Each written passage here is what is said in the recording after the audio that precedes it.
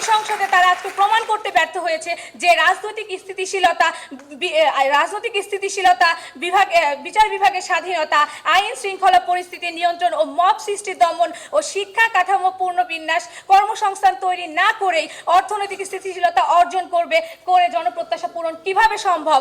আজকে বিরোধী দলের কাছে বার্ডেন ছিল একটা প্রধান জায়গা দেখিয়ে দেওয়া, যার দিকে হচ্ছে আজকে সরকার প্রথমত ফোকাস করবে, কিন্তু ওনারা আজকে তা দেখাই দিতে পারেন নাই। মাননীয় স্পিকার, আজকে সংসদে ওনারা হত্যার কথা বলছেন, ধর্ষণের কথা বলছেন, মব কালচারের কথা বলছেন। ওনারা যেরকম এই কথাগুলো বলতেছিলেন ঠিক সেরকম মাননীয় স্পিকার ওনারা সমাধানও দিচ্ছিলেন যে আমার সরকার কিন্তু বসে নাই, আমার সরকার হচ্ছে ধর্ষক ধরতেছে, আমার সরকার হত্যার বিচার করতেছে, আমার সরকার চাঁদাবাজির বিরুদ্ধে হচ্ছে মাননীয় স্পিকার স্টেপ নিচ্ছে।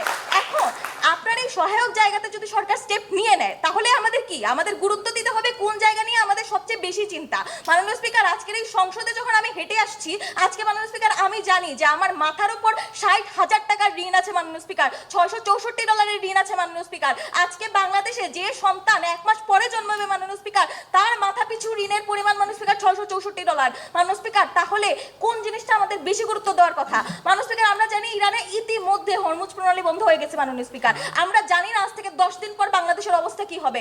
আমরা অলরেডি মাননীয় স্পিকার নিউজে দেখেছি যে বাস মালিকরা হচ্ছে টিকেটের টাকা বাড়াতে চাচ্ছে মাননীয় স্পিকার, শুধুমাত্র সরকারের গ্রহণযোগ্য সিদ্ধান্তের কারণে, তারেক রহমানের নেতৃত্বের কারণে মাননীয় স্পিকার এটা হতে পারছে না। কিন্তু এই সিন্ডিকেট বাসাজাল দিতে পারে মাননীয় স্পিকার, এটা আমাদের জন্য খুবই গুরুত্বপূর্ণ চিন্তা। আজকে মাননীয় স্পিকার সরকারকে এই জিনিস নিয়ে ভাবতে হবে মাননীয় স্পিকার। আজকে মাননীয় স্পিকার ওনারা বলছেন কৃষকদের হচ্ছে কার্ড দিচ্ছে, ফ্যামিলি কার্ড দিচ্ছে, এবং ফ্যামিলি কার্ড দিতে গেলে নাকি মাননীয় স্পিকার চাঁদা চাওয়া হচ্ছে।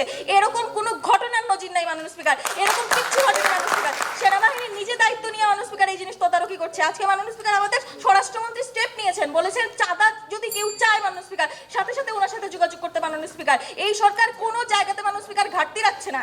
আজকে মাননীয় স্পিকার তারেক রহমান ক্ষমতায় আসার পর, আজকে মাননীয় স্পিকার শপথ গ্রহণের পর 20 দিনের মধ্যে কোন উদ্যোগ নিয়ে আমরা সবচেয়ে বেশি আলোচনা করছি?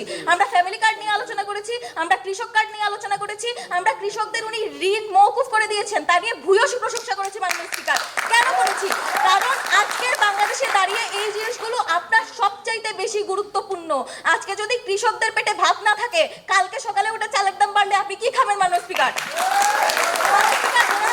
180 দিনের কর্মপরিকল্পনা নাকি যথেষ্ট না, ওনাদের সাংসদ এসে বললেন। মাননীয় স্পিকার, আমরা দেখেছি পৃথিবীর অন্যান্য দেশগুলো যখন এই 180 দিনের কর্মপরিকল্পনা না করে 1-2 বছরের কর্মপরিকল্পনা করে ওইটাকে স্বল্পমেয়াদী পরিকল্পনা বলে, তখন মাননীয় স্পিকার 180 দিনে আমরা বলবো আমরা ম্যাজিক করে দেখাইতেছি মাননীয় স্পিকার।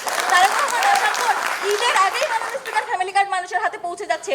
এই ম্যাজিক মাননীয় স্পিকার এই সরকার করে দেখাচ্ছে। আজকে মাননীয় স্পিকার তারেক রহমানের সরকার ওনারা বললেন যে শিক্ষাতে জোর দিচ্ছে মাননীয় স্পিকার। শিক্ষাতে মাননীয় স্পিকার আমরাও জানি তারেক রহমান 2টি ভাষা শিক্ষার উপর জোর দিয়েছেন। কেন দিয়েছেন মাননীয় স্পিকার? শ্রমশক্তি যাতে পারে মাননীয় স্পিকার। আজকে আমাদের স্টুডেন্টরা মাননীয় স্পিকার ইউরোপ আমেরিকায় পড়তে যায় মাননীয় স্পিকার, আমাদের শ্রমিকরা মধ্যপ্রাচ্যে কাজ করতে যায়। আজকে যদি আমাদের 2টা নতুন ভাষা জানা থাকে মাননীয় স্পিকার, আমি যদি আমার পছন্দ মতো ভাষা শিখতে পারি মাননীয় স্পিকার, উন্নত বিশ্বে সেটা আমি কাজে লাগাতে পারবো মাননীয় স্পিকার। কিসের জন্য? আমার শ্রমশক্তি যাতে উন্নত হয় মাননীয় স্পিকার। সেই জায়গাতে বারবার বিচার বিভাগের স্বাধীনতা নিয়ে মাননীয় স্পিকার ভুলিয়ে দিচ্ছেন। বিচার বিভাগকে অলরেডি স্বাধীন ঘোষণা করা হয়েছে মাননীয় স্পিকার। 20 দিন হয়েছে মাত্র শপথ গ্রহণের, এর মধ্যে এত বড় যুগান্তকারী পদক্ষেপ হয়েছে মাননীয় স্পিকার। আরো কয়েকদিন চাইতে দেন, আপনাদের এই সমস্যা নিয়ে কথাই বলতে হবে না। দ্রব্যমূল্য নিয়ন্ত্রণ, মূল্যস্ফীতি নিয়ন্ত্রণ এগুলাকে বলতেছেন, এগুলো তো হচ্ছেই, কিন্তু ওনাদের কাছে প্রধান গুরুত্বপূর্ণ হচ্ছে হত্যা, ধর্ষণ। এগুলো আমরা মানতেছি হত্যা হচ্ছে, ধর্ষণ হচ্ছে, কিন্তু আপনাকে দ্রব্যমূল্য নিয়ন্ত্রণ না করলে, মূল্যস্ফীতি নিয়ন্ত্রণ না করলে মাননীয় স্পিকার এই সমাজে অপরাধ বাড়বে।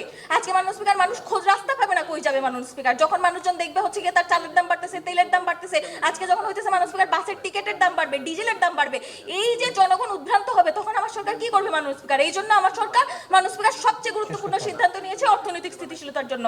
আজকে দেখেছি আমাদের মন্ত্রী মিনিস্টাররা মাননীয় স্পিকার বৈঠক করছে।